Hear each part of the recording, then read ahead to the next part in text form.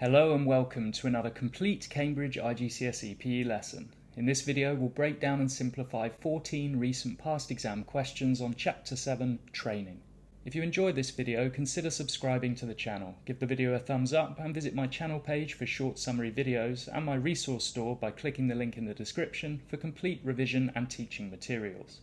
Question number 1 on topic 7.2, and as always you can head down to the description of this video and find links to the short summary videos containing literally everything you need to know on Chapter 7.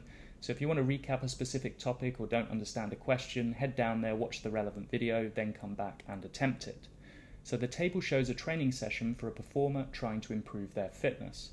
Identify the training methods shown in the table, and this one's a very simple question worth 1 mark. So if we have a look at this training program, we can see a range of different exercises completed one after the other. So a minute of jogging on the spot, wall push-ups, jumping jacks, etc. So that tells us this one must be circuit training, where we perform a range of different exercises one after the other at stations, but you would have also got a mark for HIIT or high intensity interval training as well. Okay, question number 2, following on, suggest 2 reasons why this training method should benefit a performer trying to improve their fitness. So assuming we went for circuit training, we need to suggest 2 reasons why circuit training would benefit a performer who is trying to improve their fitness. So a circuit training session involves multiple activities, meaning different components of fitness can be targeted. So I'll pause there and just leave out this section for now because there's our first mark. Because we can use multiple activities, we can target many different components of fitness in a single session. But we can also target all the major muscle groups as well because we're focusing on different parts of the body with those different exercises. So there's my 2 marks. What else could we have gone for? Circuit training also provides rest intervals between the stations. We can include a variety of activities which makes training interesting so that tedium is less likely to occur. It's easy to overload, etc. So take your time to have a look through that mark scheme if you need to. Okay, topic 7.1. Describe how 3 named principles of overload could be applied to the training program shown. So this is the same training program, and it's the same question, in fact, following on from the previous 2. We need to name 3 principles of overload first. This one's worth 6 marks, so we're going to get 3 for naming our 3 principles. And these prompts here, you would get these in your exam paper, so it kind of breaks down the question and makes it simple for you. And the 3 principles I've gone for are frequency, intensity, and time, the 4th being type, if you remember FITT or fit for the principles of overload. So frequency, we could increase the number of training sessions per week, so frequency is all about how many training sessions we do. Intensity, we could reduce the rest periods between stations. Alternatively, we could increase the time spent on each station, or we could include weights to increase intensity as well. And then finally, time. This is all about the overall duration of the training session. So gradually over time, to keep overloading our body, we could increase how long our training sessions last for that final mark out of 6. So I'll just pause the mark scheme here and you can check through the answers for those 4 principles of overload. State 3 dangers of overtraining for the performer. Okay, so overtraining comes under topic 7.1 on the principles of training. And there are many downsides to overtraining or dangers that you need to know about. And this is quite a common question, so really worth putting some time into remembering some of these answers. So number 1, increased risk of overuse injuries. So those are the injuries that develop slowly over time through overuse or overtraining. And tendinitis in runners is a great example there. Excessive fatigue or overtiredness is another danger or negative of overtraining. And this would affect the quality of your training, of course, which could lead to reversibility, which is my 3rd point.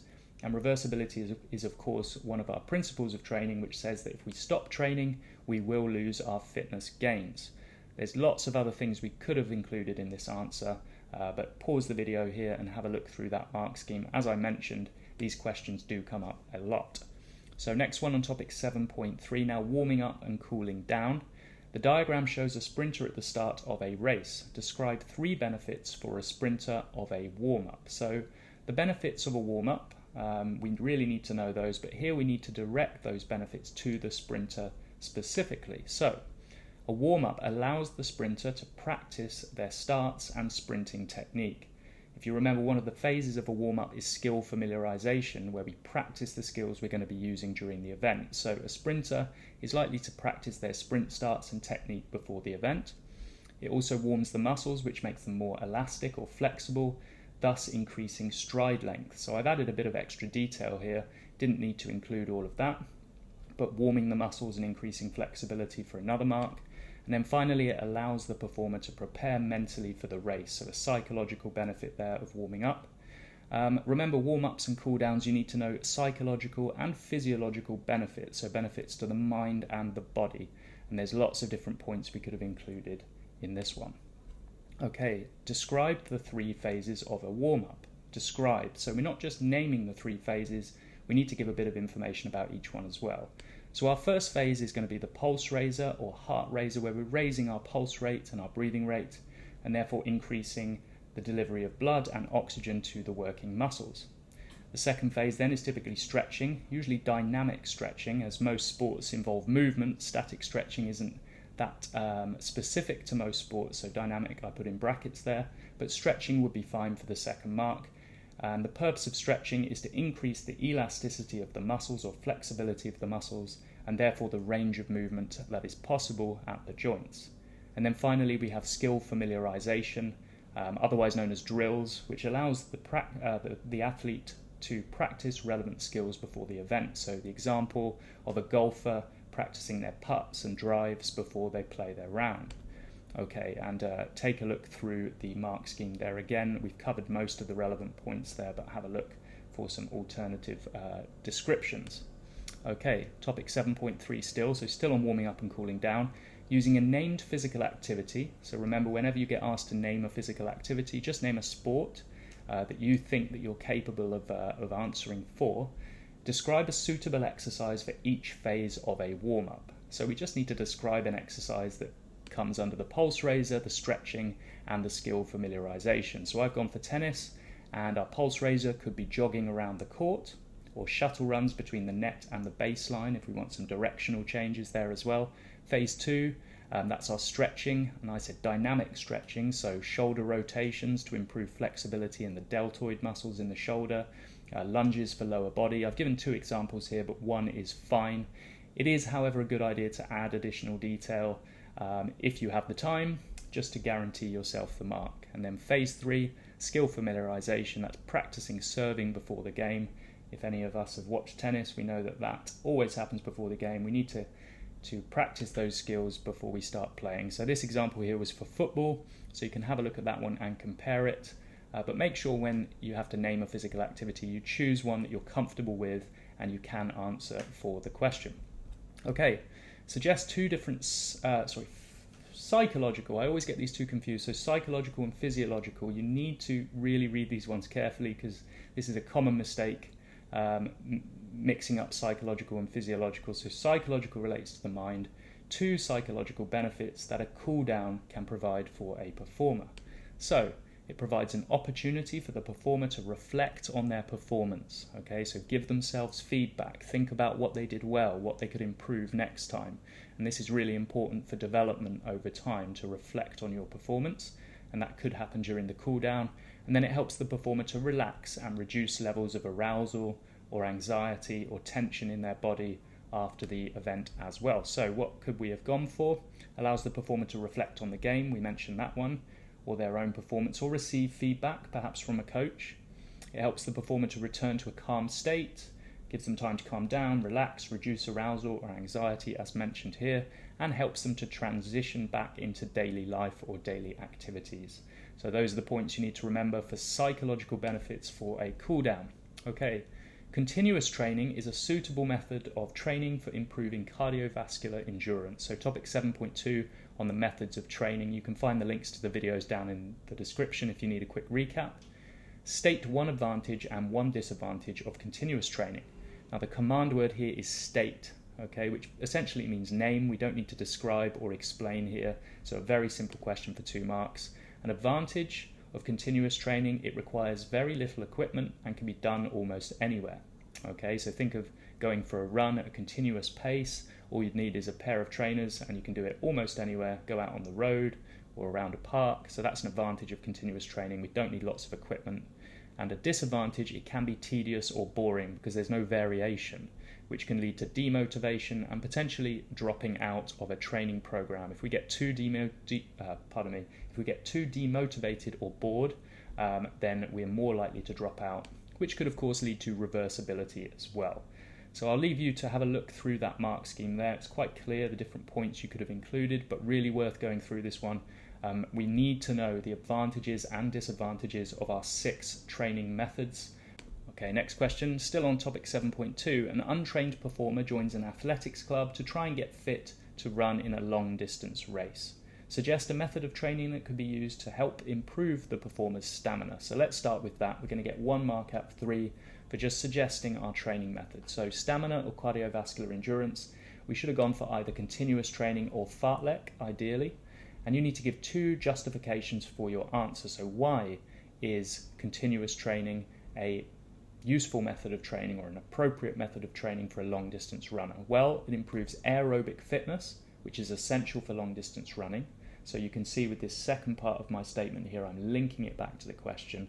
Aerobic fitness is important for that long distance runner. And it's also easy to apply overload so that the performer continues to progress. So it's very easy to overload our body with continuous training. We run for longer, we run at a faster pace. We could include hill sections so that we overload our body, and that's going to help us to continue progressing over time. But what else could we have gone for? So for continuous, no need for expensive equipment, that's a benefit. People can do the activity on their own and at any time, so we don't have to wait for group training sessions. What else do we have? It's a low intensity, long period of exercise, and it's easy to monitor any improvements made as well. So lots of different points we could have included there. Fartlek, as I mentioned, was our other option, although we could have included circuit training as well, but that's a little more difficult to justify. So have a look at some of the points on fartlek training if you went for that one. Okay, topic 7.1. Describe using examples how 4 named principles of overload could be applied to the performer's training. So this one's looking quite familiar as we attempted a similar question already.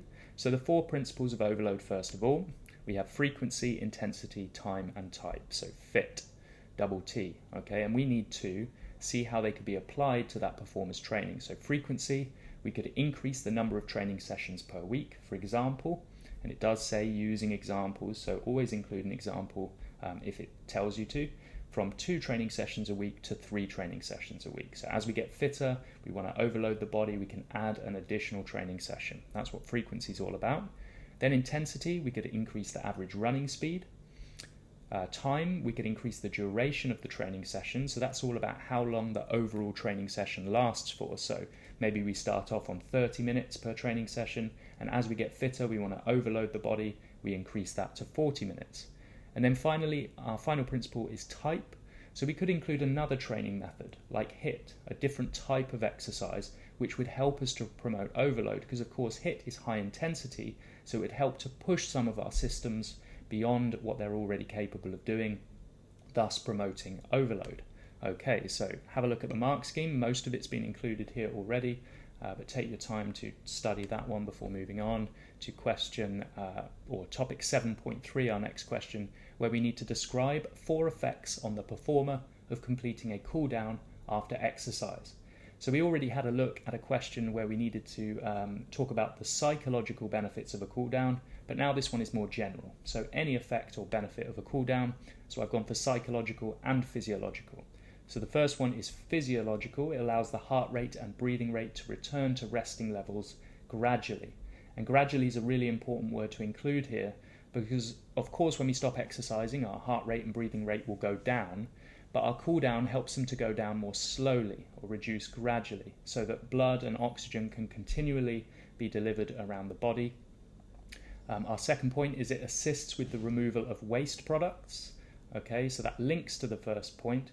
Carbon dioxide and lactic acid are the key ones to include there. And then another physiological benefit, it can help to reduce muscle soreness and stiffness, so otherwise known as DOMS or delayed onset muscle soreness. You're likely to feel a little bit less sore the next day if you cool down effectively. And then finally, a psychological benefit, it provides an opportunity to receive feedback and reflect on the performance. So that point should be familiar from that previous question. And there's loads of things we could include here. It's really worth spending time on this mark scheme, as these questions, the benefits of cooldowns and warm-ups do tend to come up quite often. Okay, explain why a performer in an endurance activity is likely to benefit from high altitude training. Okay, so high altitude training, which is training above 5,000 feet or 1,500 meters approximately, what are the benefits to an endurance athlete? So we just need to come up with two benefits. So high altitude training increases the production of red blood cells and hemoglobin, because of course red blood cells contain hemoglobin, so if they go up, so does hemoglobin. And there is our first mark. Okay, this increases the oxygen carrying capacity of the blood. Of course, if we have more red blood cells, we can carry more oxygen to the working muscles in the blood, and this leads to improvements in cardiovascular endurance. I didn't need to make that final point, but as always, it's a good idea to bulk up your answers if you have the time to guarantee yourselves the marks. Okay, I'll leave you to have a look through that mark scheme again, as there are plenty of different points you could have gone for, but I've perhaps gone for the most obvious ones here, or some of the most obvious ones. Okay, our final question for today then is suggest disadvantages of training at high altitude for a performer. So you need to know the benefits of high altitude training, which was the previous question. What does it do to our body? How does it improve our endurance performance? But also the disadvantages, and there are quite a few here. So it's difficult to achieve the same intensity when training at altitude, which could lead to reversibility. Okay, what does that mean? Well, because there's less oxygen at altitude, we aren't able to produce the same amount of energy via aerobic respiration, which means we can't work as hard, and that could lead to a loss in some components of fitness, for example, power or strength. And we do tend to lose muscle mass as well if we train at high altitude for long periods of time due to this effect. Also, high altitude training can have a negative effect on the immune system and can cause performers to feel dizzy or nauseous. And these things could be more of a problem than just feeling dizzy or nauseous, because if we have immune problems or we feel sick, that again is going to prevent us from training effectively, which could lead to further reversibility. And there are some other slightly less obvious downsides as well of high altitude training, like it can be very costly. It could disrupt family life or cause you to feel isolated if you're in a high altitude area training for some time. And yeah, lots of other points there that we could have included for 3 marks. So that was the last question for today's session on Chapter 7 Training. Like and subscribe if you enjoyed this video, and leave a comment down below if you have any suggestions for how these videos could be improved. As always, I hope you found this lesson useful, and I'll see you next time for 16 questions on Chapter 8, Skills and Skill Acquisition.